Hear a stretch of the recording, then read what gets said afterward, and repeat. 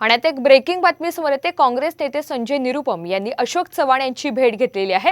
साम टीव्हीला याबाबत सूत्रांनी माहिती दिली। निरुपम काँग्रेसमध्ये नाराज असल्याची चर्चा सुरूच आहे आणि काल रात्री दोघांची बैठक झाल्याची माहिती मिळते। त्यामुळे निरुपम पक्षाला सोडचिठ्ठी देणार का याकडे लक्ष असेल। मात्र चंद्रशेखर बावनकुळे यांनी निरुपम यांच्या भाजप प्रवेशाच्या चर्चा फेटाळून लावल्यात। तर काँग्रेस नेते संजय निरुपम यांनी अशोक चव्हाण यांची भेट घेतल्याची माहिती सूत्रांनी दिलेली आहे। निरुपम काँग्रेसमध्ये नाराज आहेत अशा चर्चा काही दिवसांपासून सुरू आहेत।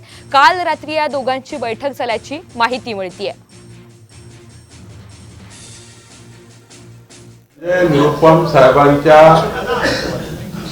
निरुपम साहेबांच्या प्रतिष्ठेवर कुठलाही धक्का आणणार नाही। त्यांनी माझ्याशी कुठलीही चर्चा केली नाही, देवेंद्रजींशी कुठलीही चर्चा केली नाही। त्यांची प्रतिष्ठा आपण कुठल्याही पद्धतीने अशा पद्धतीने कमी करू शकत नाही। भेट घेणं, चर्चा करणं हे काही वेगळं नाही आहे।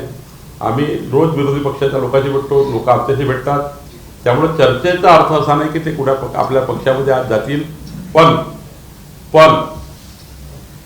मोदीजींच्या विकसित भारताच्या गॅरंटीला साथ देण्याकरता कुणी जरी आलं तरी भारतीय जनता पार्टी त्यांचं स्वागत